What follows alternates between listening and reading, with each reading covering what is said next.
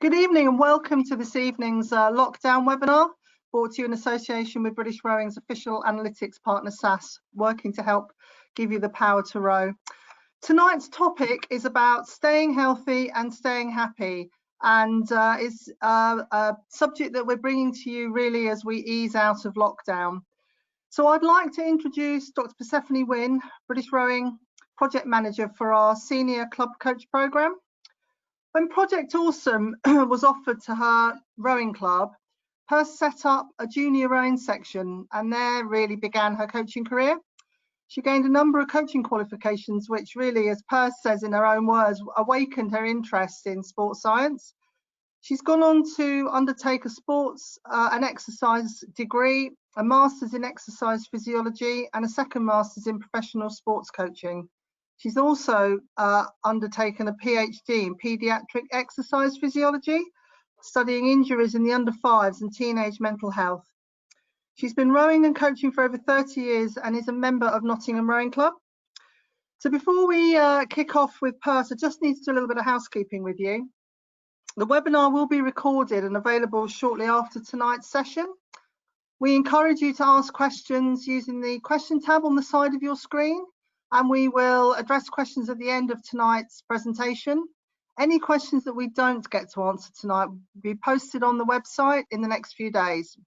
There's also a couple of handouts for you which are on the right hand side of your screen, and these will be available with the recordings of the webinar if you don't want to download them this evening. So without any further ado, I'd like to welcome Perse. Hello, good evening. I should just say that this presentation, it has grown over the years. It originally came about when I was coaching on a junior camp,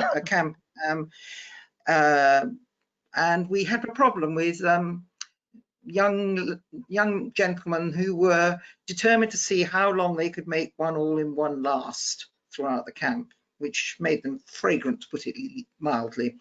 So I started off by looking at that, and the whole thing grew from there, a bit like Topsy.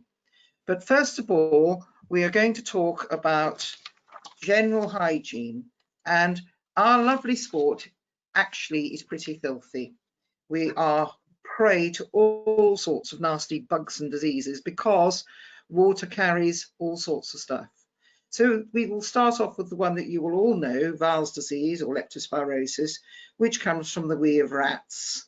And there are rats everywhere. Now, I'm sorry if you're a rat lover, and there are rat lovers out there, and I'm told very authoritatively that they're very intelligent creatures, but the wild rats, the rats we have on our riverbanks, piss in our water, and then if you've got open cuts, open blisters, abrasions, or the water gets into your mucous membranes, that's your mouth, stuff like that, it can give you leptospirosis. Now, Andy Holmes, who was one of Steve Redgrave's Olympic partners back in the day, he died in 2010 from leptospirosis, which he contracted through blisters on his hands.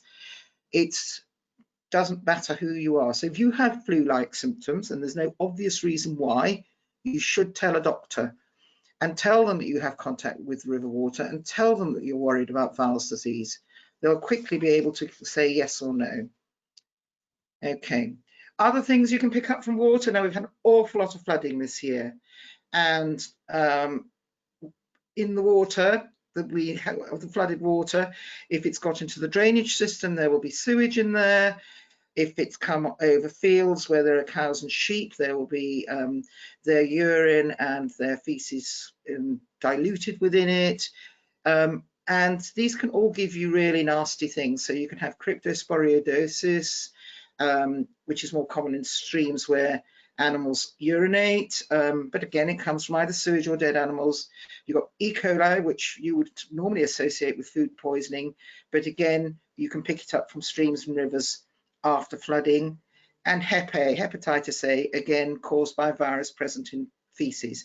Now, during the floods, I was scrolling through Facebook, as you do, and on Twitter, and I noticed clubs posting pictures of their cleanup operations after the floods, and several of our clubs were really badly hit, not once but twice. And I was absolutely horrified on a couple of pictures to see that people were cleaning up after a flood at their club without rubber gloves on. I just really hope that those people did not go and eat or drink anything until after they'd really washed their hands properly. So top tip, don't eat or drink anything until you're sure your hands are clean. Right, these are rowing hands. Now you've only got one pair of these, so you need to look after them. And this particular set of photographs I took after our high performance team had come back after their first sort of week, first few days of session in the winter. And that's, as you can see, pretty sore hands because they've had a time off and they've got sore. The heel, I'm ashamed to say, is what happens if you erg without socks and shoes on a hot day and then you don't do anything about it and it gets infected. So it really is important that you keep your hands clean. One of the things I bet quite a lot of you have been known to nibble at the hard skin of your calluses or pull off the flaps of your blisters by biting. Not a good idea. So the big thing to do is to avoid getting blisters if possible. And what I've done is I've done a very comprehensive blister help sheet, which is on the your handouts for you, and you can use that to help you keep your hands in as good a state as possible.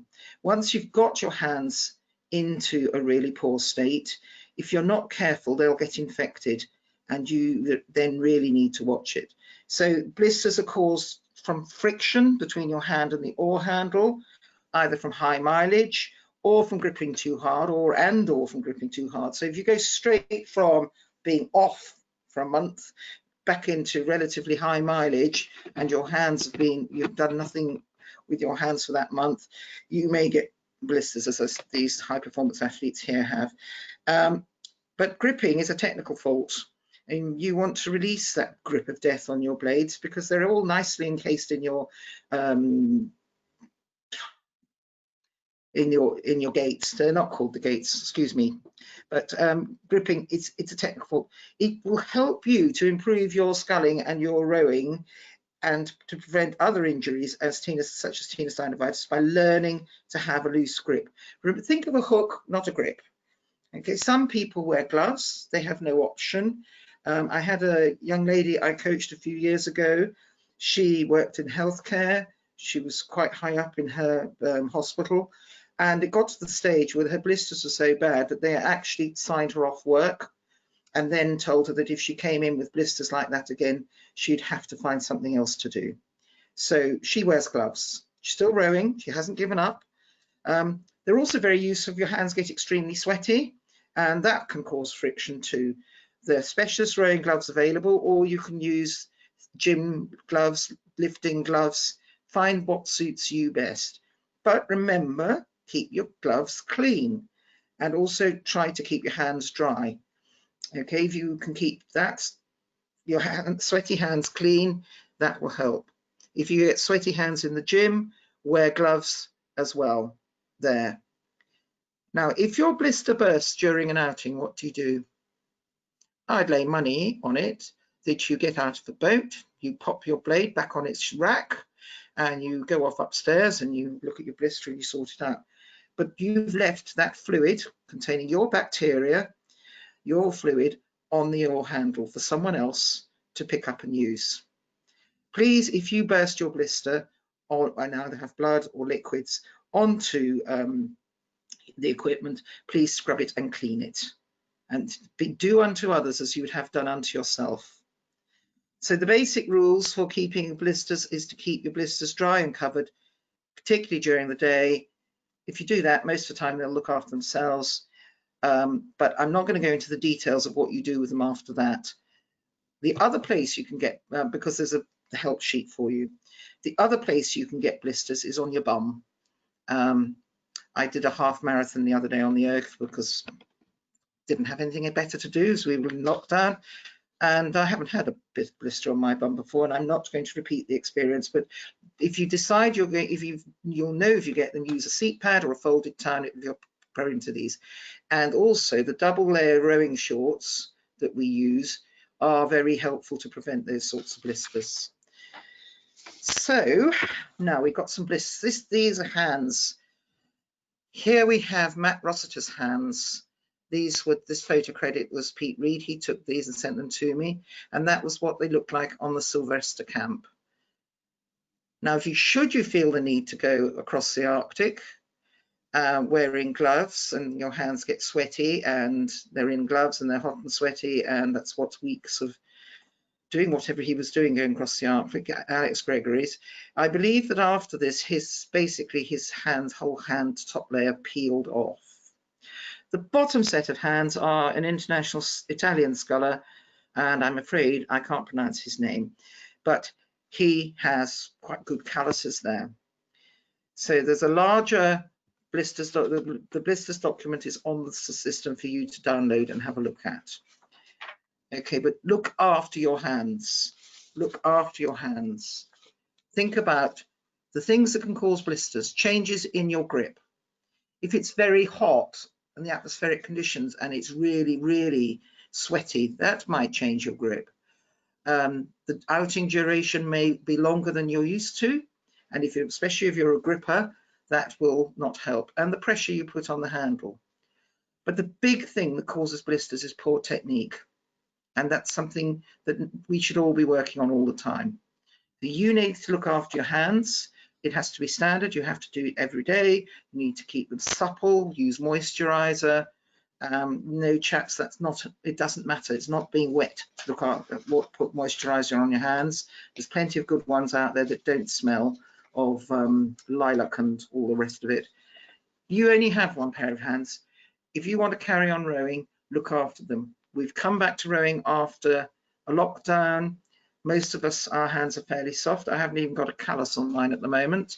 And we will need to just take care of them, let them build up gradually.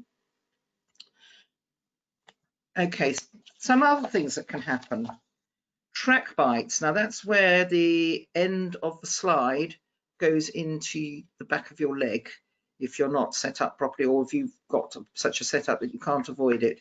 This particular young lady, this is the beginning of what turned out to be a really nasty abscess, and it took a 2-week course of antibiotics to clear it up. I believe that she now wears leg pads, which you can buy or you can make yourself.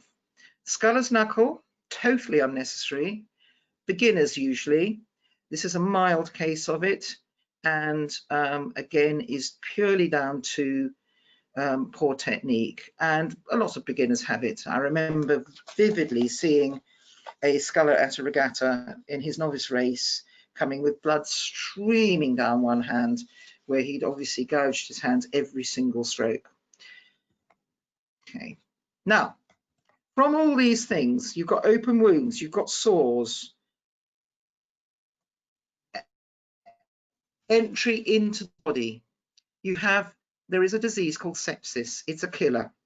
The warning signs are fever and chills, low body temperature, peeing less than normal, and you're dehydrated, rapid pulse, rapid breathing, nausea, vomiting, diarrhea, patches of discolored skin, redness and swelling, some or all of those.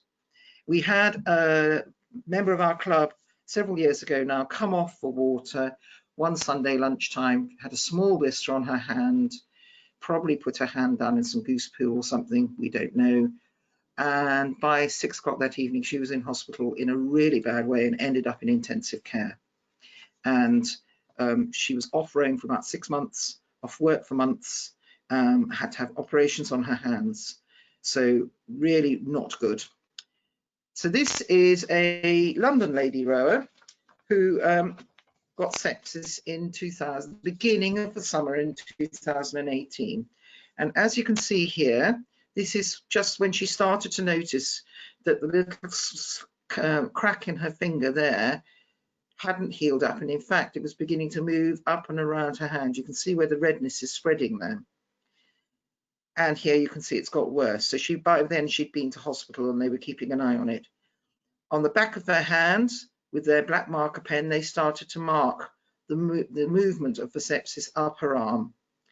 Here you can see in this one, the necrosis, that's the sort of real infection in the finger starting. And down here, by day 7, she was in hospital on antibiotics, IV antibiotics. And you can see here the skin, the flesh is all being eaten away. And she was very, very lucky to actually keep her finger, to be honest. We have a member of staff at British Rowing who had sepsis in his hand, again, a rower and a coach. And he was still having treatment for it after nearly a year, and at one point they were telling him they thought they were going to have to amputate. So it's not to be messed with. So this person then had a splint applied in hospital. They used that ancient Roman bacterium treating eating fluid honey under the dressings to heal the wound. Honey is very good for wound healing. And then gradually she got better.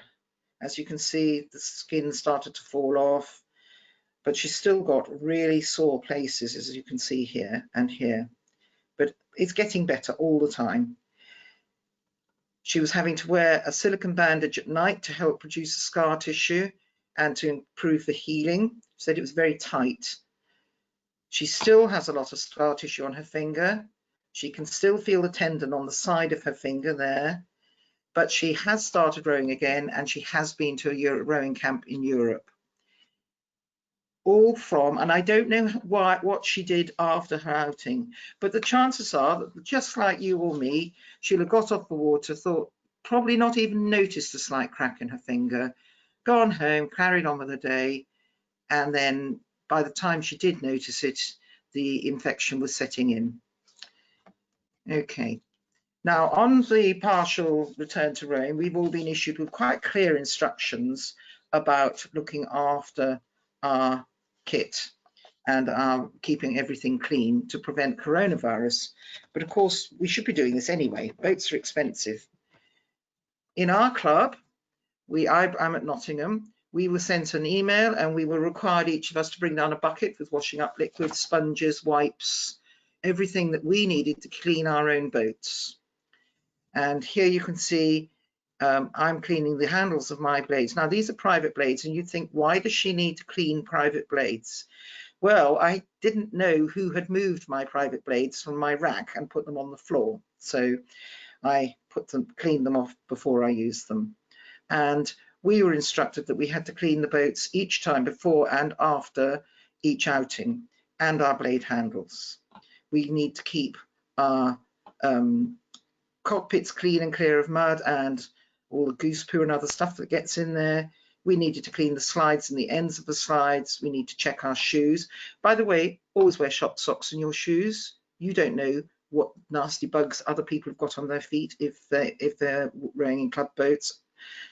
Clean down your anti-ergs with antibac spray before and after each use. After we had our incidents of sepsis in our club, our head coach, Des Atkins, this was several years ago, started us on this cleaning down the ergs before and after each use, slides, seats, monitors and handles.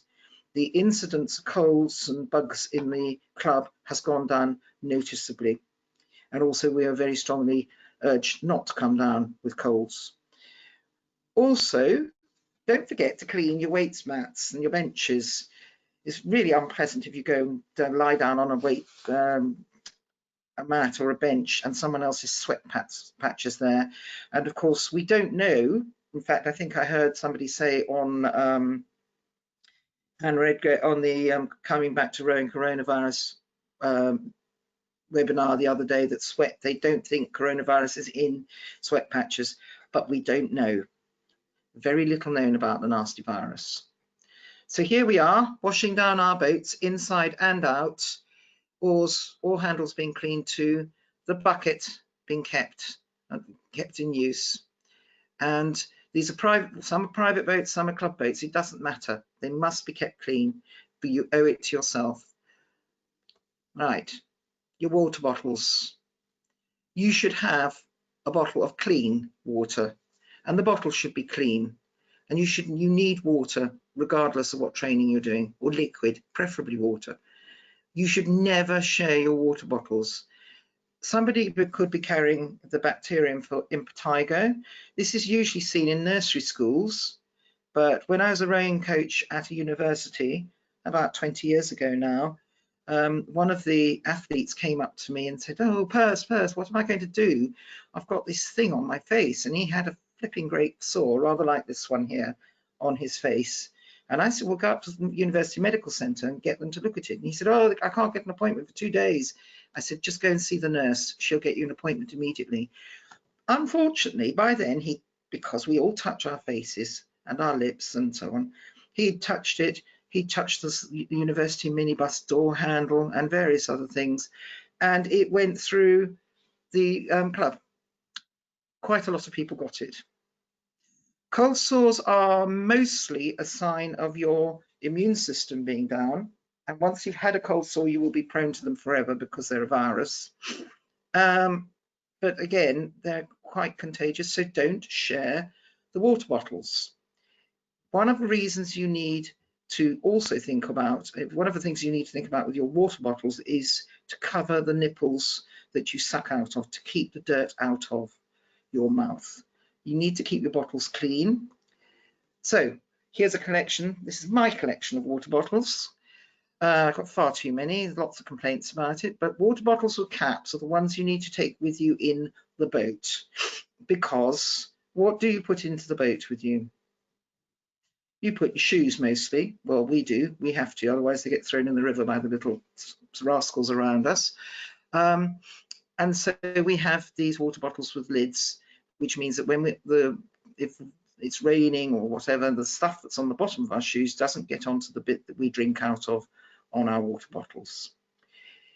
The water bottles and nipples are perfect for in the gym or somewhere where they're not going to roll around, but all the water bottles should be cleaned at least once a week. Use Milton. If it's good enough for a baby bottle, then it's definitely good enough for us. It's very mild, it's cheap. Just soak them all in that for a couple of hours and keep yourself healthy and keep your bottles clean. While we're talking about water, very quickly, now this refers back to the nutrition talk you had the other day, on the webinar of that, but the effects of dehydration are quite marked. In very hot weather now, you might be going out and doing quite hard work. 2% is quite a lot of sweat. If you're a sweaty person, you might easily sweat off that much fluid, and 2% could be the difference between winning and losing a race at some point. So make sure you keep your hydration at the right level. One way you can tell the hydration status is to have a look at the colour of your pee. And this is much easier for the chaps than it is for the girls, but girls, I'm sure you can work out a way of doing it. And you need to aim for the top 3, from pale, nice quality straw up to very pale. And then down the bottom from dehydration, from very bright yellow straw, barley straw, down to soil. Okay. It always surprises me just how mucky some athletes are. Because I've coached juniors a lot and students a lot, I've become a bit used to it. But one of the things that you really need to think about is that your kit harbours your sweat and anything else, fluids you leave in it, and that when we train, we sweat, and our hot and sweaty areas, our groin, our feet, under our bras, under our arms, those are all the places which are humid and warm and perfect breeding ground for little fungi. Fungus are easy to get and difficult to get hold of. The kit is expensive. It's nearly all lycra, got lycra and nice stretchy stuff in it, and it is breathable, but you need to keep it clean. Pete Reed put on Twitter about 2 years ago that, oh, you need to wash your kit at 60 degrees or boil it. Well, he's obviously got more money than I have, because my all-in-ones would fall apart if I did that. But 30 degrees is perfectly good. Just wash it. And your clean kit lasts longer because the sweat rots the fabric.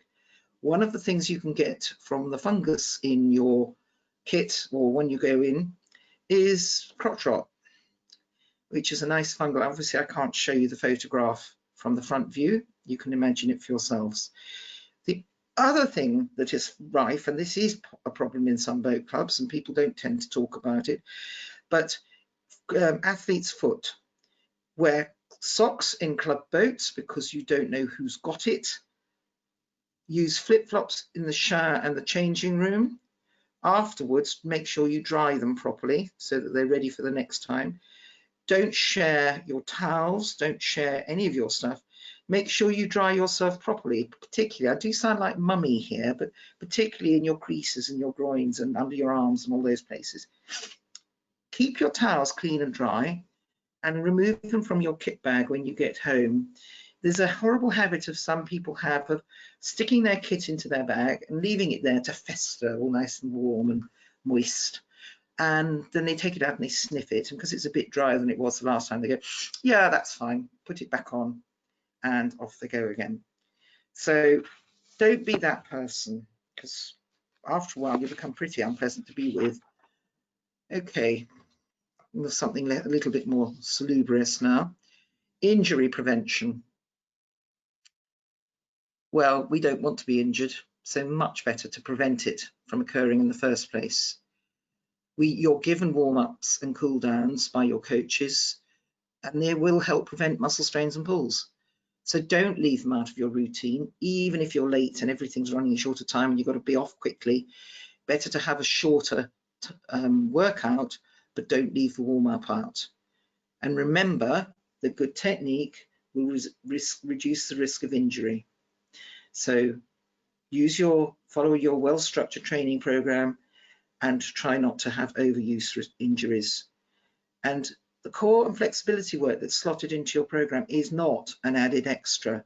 It's essential. It's an essential injury prevention method and makes you stronger and therefore more effective. And those of you who like to think, oh, I don't feel I've trained hard enough this week, I'm going to use my day off to go and cycle 100 miles in the peaks.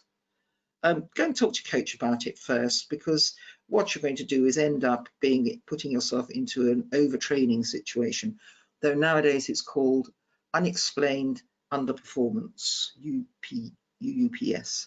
But anyway, you should talk to your coaches about any extras you want to do. If you insist on riding in the peaks at least once a week or doing long cycle rides, get them to make it part of your program as part of your aerobic base building or whatever. Okay, most coaches are quite happy to do that as long as they know. What they don't like is finding out when you've gone down with unexplained underperformance syndrome that actually the reason why is that you've been adding a bit extra in. Most rowing injuries, you know this, you've had it told you time and again. Most rowing injuries are caused by overuse and/or bad technique. The common ones are tenosynovitis. You can get that in the office as well if you're not typing on your keyboard with your hands at the right angle and you're all tense and so on. Sculler's knuckle, we talked about that earlier. Track bites, we talked about that earlier. Rib stress fractures usually occur in periods of very heavy training. Listen to your body. If you're getting pain in your ribs, go and talk to your coach, go and talk to a physio, go and talk to a doctor. Same with low back pain. ITB pain, the iliotibial band is the band of fascia that runs from your hip down to your knee. Doesn't have much blood in it, and it gets tighter and tighter and tighter. So try and do all the exercises you're given to minimize that. And with your knee pain, some people get knee pain, others don't, but whatever you do, talk to a professional about it so that they can help you. Being quietly working your way through the pain isn't a sensible idea, because pain is an indicator that something is wrong. It's not a sign for you to say, oh, well, I'm just going to tough it out. You know, the old saying that should never have been come out, no pain, no gain, is wrong. It is incorrect. So do not ignore pain. Get advice from your coach or a physiotherapist or a doctor. And initially, if you haven't got can't see anyone initially and you've got pain, stop doing whatever it is that's causing the pain, and you talk to people and decided what to do. It doesn't usually go away if you carry on and keep your fingers crossed, and it can make things much, much worse and take much longer to recover. Okay, I hope I'm not galloping too fast. So monitoring, recovery and health and wellbeing. Now we did have a look at recovery in an earlier webinar, and this is just one quick reminder of the things that you can do to help yourself recover. You can have the objective markers. So what's your waking heart rate? You need to know these things. What's your resting heart rate? What's your hydration status? Look at the P colour. What's your pre-post training weight and your body weight? Those are sorts of things you can keep in your training diaries, which you should be keeping. If you're in a spreadsheet bunny, like I am, you keep it in a spreadsheet. But whatever, you have it written down somewhere, and you can then start to compare what your results are and see where the highs and the lows are. Subjective markers, am I sleeping well? Or how many hours have I slept? Again, you can tell that. Now, we've all got these wonderful watches that tell us this as well, but you don't rely on that. Also think, have I woken up this morning feeling tired? Or do I feel fantastic? And what's your mood stress levels like when you get up? Another subjective marker. Put them in your training diary. It can be useful when you suddenly realize that things are just not going well. Now, the other thing about sleep quality is really important. You need enough time to sleep. You need enough time to rest. Rest is part of your training program in order to allow the supercompensation for your muscles and so on to work. So make sure you get enough sleep.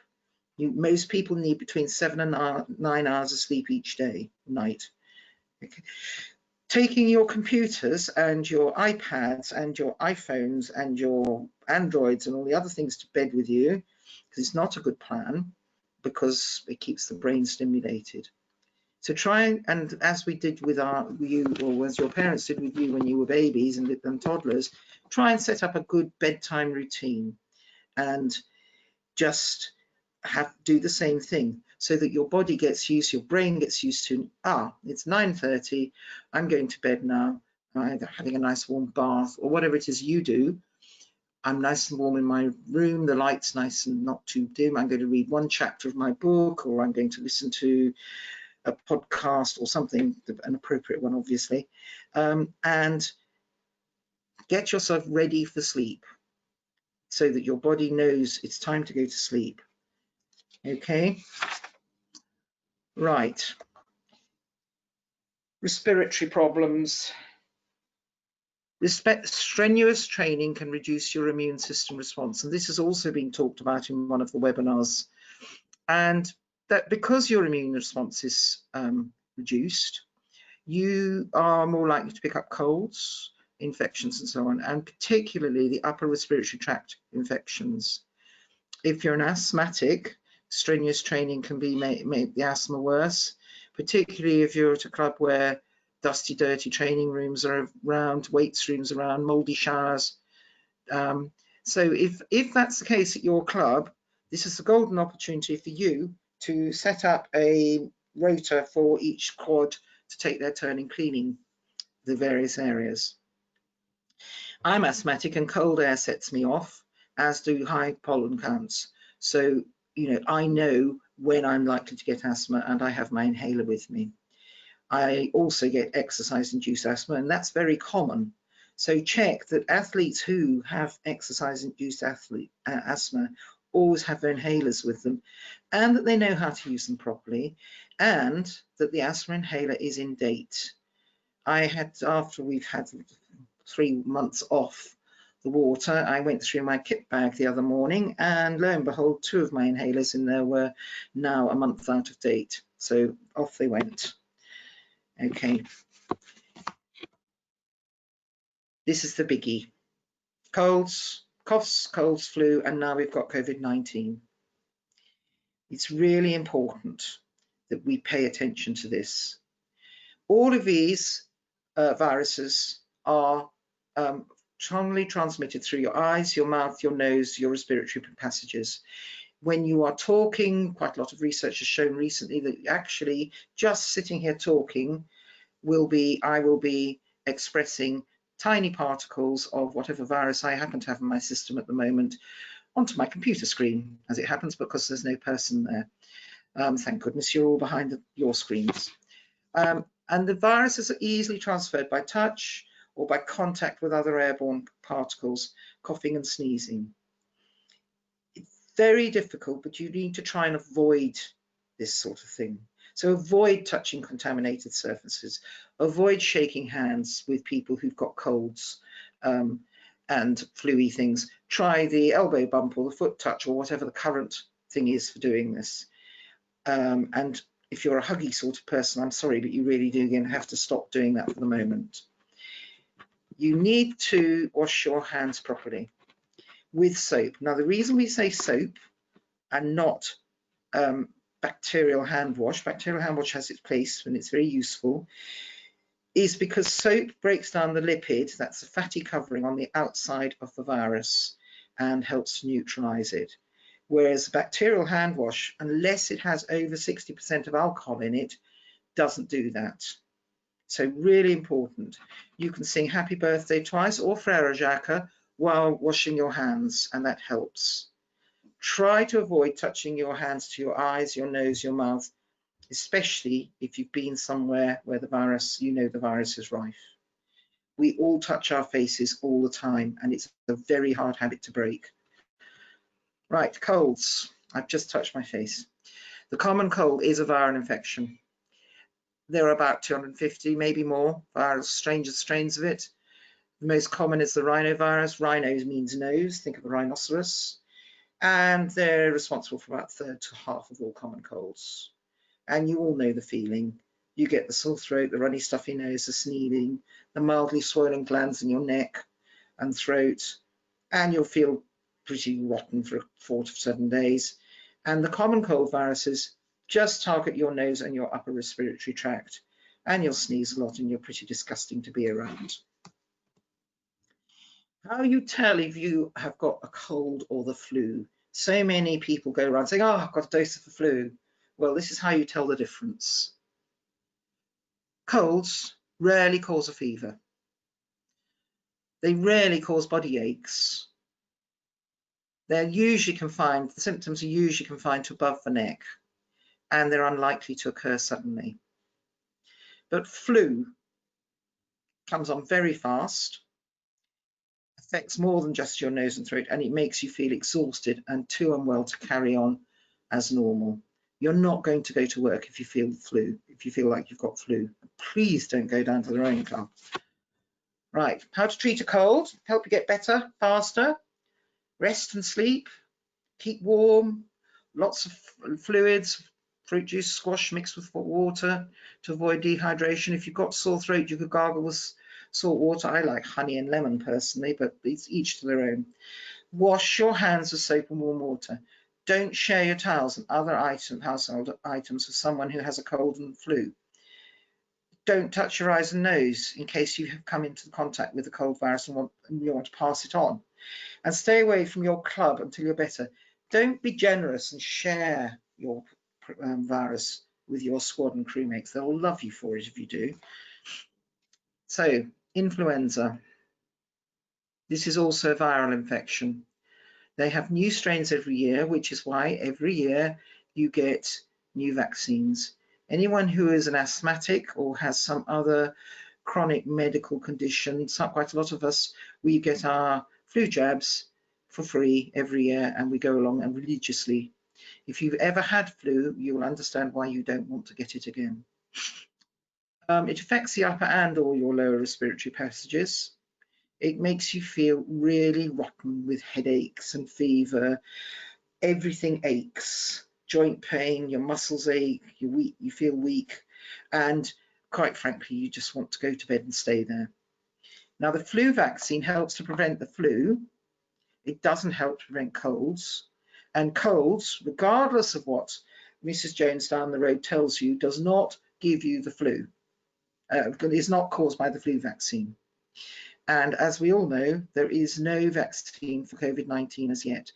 And because it's changing, there may never be, or it'll be like normal flu where you have a new vaccine every year. Again, the same old message, Wash your hands with soap and water. Don't share your towels. Don't touch your nose and mouth and eyes. Stay away from your club. Don't share your flu with your club mates. So how do you prevent a cold coming on? Well, this is about looking after yourself and looking after your immune system and being kind to yourself. So you ensure adequate rest between sessions. That's not adding in that extra bike ride.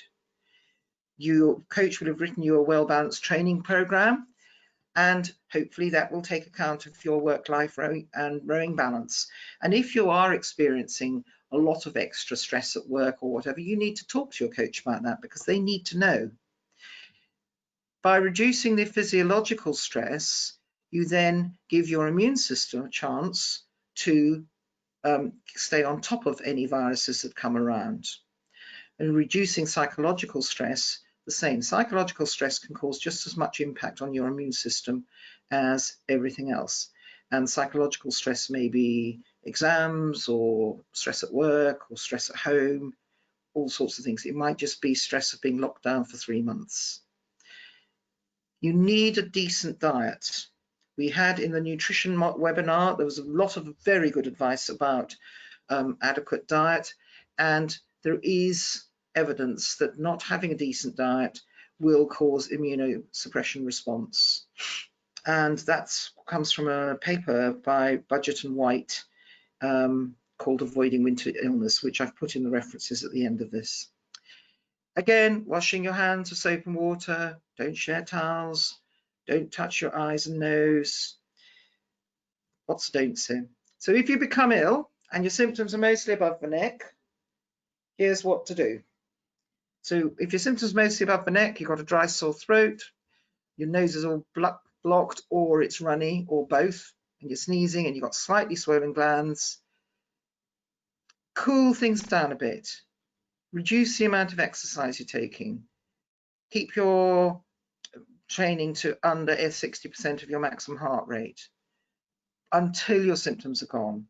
And then build your training over 3 days, full training on the 4th day.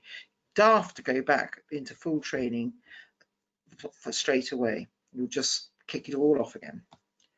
And we've all probably, well, I don't know, some of us have done the thing, well, oh, I'm better now, I'll go back to training and I'm just going to battle through it.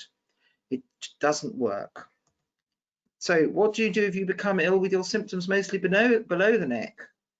You'll have a significant rise in your resting heart rate, which is why you do need to know what your heart rate is. You'll have swelling glands and you'll know about it. You'll have a disgusting productive cough. You'll ache. You'll have fever. You'll be so tired. This is when you go to see your doctor. This is when you have a complete lifestyle rest. You don't go to work and share your germs. You don't come down to know your virus. You don't come down to the rowing club and share your virus down at the rowing club. And then as you get better, you start to do light exercise. And once the symptoms are completely resolved, you build your full training over 3 days. Build your training over 3 days to full training on the 4th day. But only if you're better. And some people take longer to recover from the flu than others. Now we've got a new virus on the block, COVID-19. We've all heard about this, and you don't really need me to tell you what these symptoms are, but they're here because I have to. So high temperature, says you do not need to measure your temperature. I think most people would actually do it. A new continuous cough. I'm told it's hacking, and a lot more in an hour, or 3 or more coughing episodes in 24 hours. And the new symptom they've added in is the loss or change to your sense of smell or taste. And that's quite a big one. So most people with coronavirus have one or at least one of these symptoms. And you know what to do. You call 111 and they will tell you what to do and help you get a test if you need one. And if they think you're ill enough, they'll get you an ambulance. And if you want to look up any of the symptoms and what other things you can do, have a look on this link with the NHS website, because we don't want to end up in hospital on a ventilator. Right, whoops. Now, Not only your physiology, but your mental health are important to you to help you be a whole-rounded person. And there's 5 basic ways to look after and build positive mental health for yourself and your athletes. If you've got a problem, talk to people about it. People will listen, people will help, and just talking can quite often ease the load. We all know the people who automatically come to the, oh, everything that's going, what's the worst thing that can happen? And they will let stick then at what is the worst thing. I'll fall out of my boat and drown. Well, actually, what's the most likely thing to happen? I'll fall out of my boat and hang on to my boat. And what's the best thing that can happen? I'll learn not to let go of my blades when I'm launching. Simple. Learn to problem solve, learn to think through the examples of things that can happen. And, you know, think about your glass. The people who think about the worst thing that can happen, they're the people with the one drop of beer left in the bottom of their tankard. But, you know, as somebody said to me earlier today, there's always more room in the glass. There's always more room in the glass. Now, exercise, obviously, we all take exercise, we go rowing. But some of us who are coaches forget to look after ourselves or forget to look after themselves because they're so busy looking after everybody else. It's really important that the coaches look after themselves too and are encouraged to do so. And also, exercise is a great way to reduce, there's a lot of research papers out there, it's a great way to reduce depression and anxiety, and it gives you time. And exercise does not have to be in a boat or a gym. You could go for a walk, you could climb a mountain, you could go and play on the swings in the park. I know you're not allowed to do that at the moment, are we? Sorry about that. You can do go dancing. You can get a skipping rope out and skip around the garden. I go digging. I dig my garden. I've got tremendously strong glutes at the moment because I've been digging a clay garden. So that's the sort of thing you can do. Other things you need to do is learn to relax. And some of us find relaxing very, very difficult indeed. But it's important. So breathing techniques, and a lot of these you can find out how to do this on the web. There are innumerable YouTube videos on how to breathing techniques for relaxation, meditation techniques for relaxation, yoga. And then the other thing, think about all your negative thoughts. What are they? What's the things that bug you and keep you awake at night? You keep going round and round. Well, if I go out, I might catch the virus, so therefore I better not go out. That's one, a negative thought. Write down some positive thoughts next to it.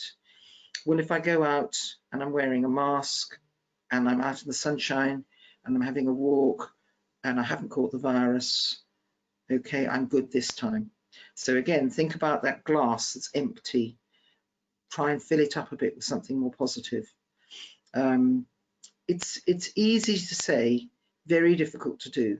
So in order to help you, help yourself, and also those around you who might be experiencing mental health problems, we have a free course from UK Coaching, which is available until the 31st of August this year.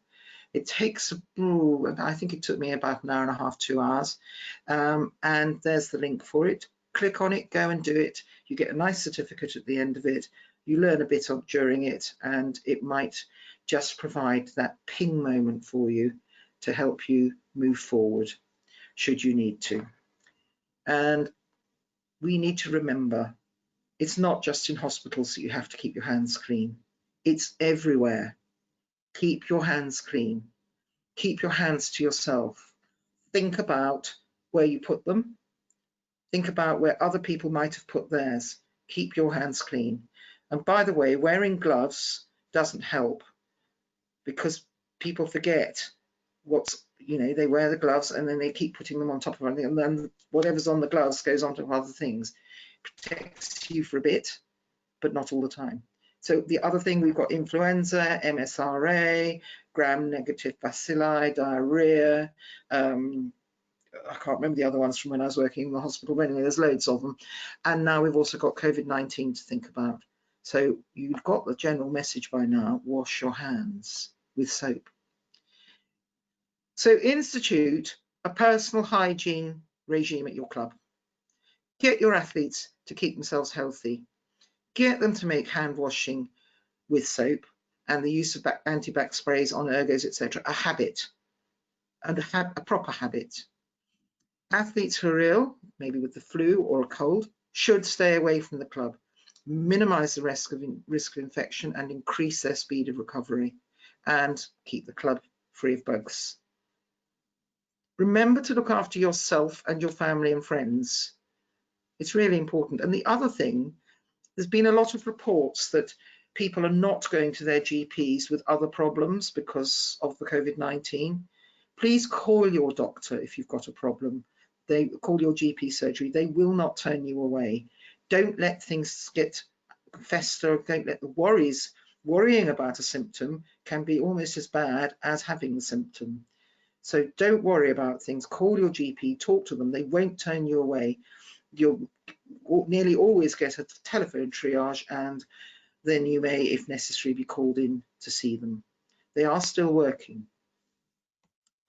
And please wash your hands properly with soap and use antibac when you can't. And that, my friends, is it. When you download the thing, there is a reference list as well, so that will come on later. And wash your hands. Keep washing your hands. Like Mum said when you were kids, wash your hand before lunch, wash your hands after lunch, and supper, and breakfast, and dinner, and tea. Brilliant. Thank you, Perse. Thank you. And enjoy getting back to rowing. That's what we're all here for. That's fantastic. We've had a few questions that have come in, so thank you to everybody that has sent in a question.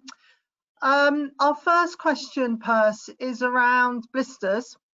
Yeah. And the signs. So just to reiterate, really, what the signs are of an infected blister and what the difference is between sore hands and infected hands. Well, sore hands, generally speaking, are sore, but they're not. What the signs you need to look for in case it's getting infected is red around the area, and then lines going up from the area, or coming out like streaks. That's a sign that you're getting a sepsis or something like that. If I go back to the lady with the, where are we? Excuse me. The lady with the sepsis on her hands, it does quite clearly show. So this, as you can see here, she has, it's just starting to move away from the cut or the crack in her skin. So if it's not healing up quickly, it takes a long time to heal. It's getting, and it's still painful. It's hot. It's swollen. That is a really big sign. Generally speaking, these cuts and cracks heal up very quickly. But if they're not, you need to get them looked at and go to A&E if you need to, or to your local walk-in centre.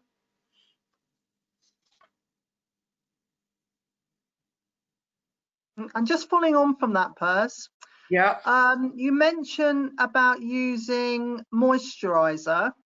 Yeah. Will moisturiser soften the calluses and cause them to rip off again, meaning you're starting all over again in toughening? Possibly when you start, you need to keep your skin supple, and if you can keep your calluses supple, then they're probably not going to rip off. I mean, I've rowed, I'm lucky I'm a person who calluses easily. I don't get blisters as a rule. I've got one starting at the moment. That was sweaty rowing. So you keep your hands supple by using a hand cream. And Pete Reed says in his handout, which I've given to you as part of the blisters thing, to, you know, hand cream at night so that it keeps your hands supple. You don't use it in the day, obviously. We don't want slippery handles. But it doesn't seem to rip you. From my experience, it doesn't rip the calluses off. You don't do too much of it. You keep your hands supple, not properly supple so they can move well. Fantastic, thanks, Pers. Just moving on to sleep and recovery. Yep. You mentioned that sleep patterns are important. Do Yep. athletes, are you aware of athletes, variation in athletes' sleep patterns? And would you consider sort of naps in the afternoon to be frowned upon or to be a good refresher? If I have a nap, so I did some work in the sleep lab at Loughborough when I was a student there, which was very interesting.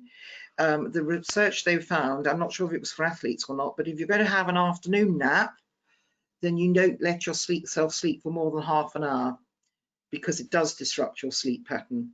Now, for athletes who are on full-blown full-time training, I think that's probably different, but they will have advice from the medical team around them.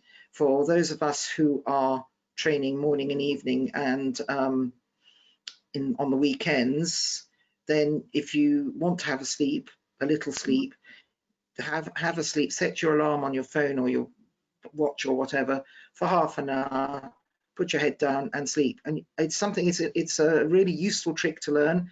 I do an awful lot of driving for my job, and when I find myself getting tired, I will have a cup of coffee, strong coffee usually, and then I will get back to my car, turn my alarm on, let myself sleep for half an hour, wake up, caffeine's kicked in by then, and I'm good to go.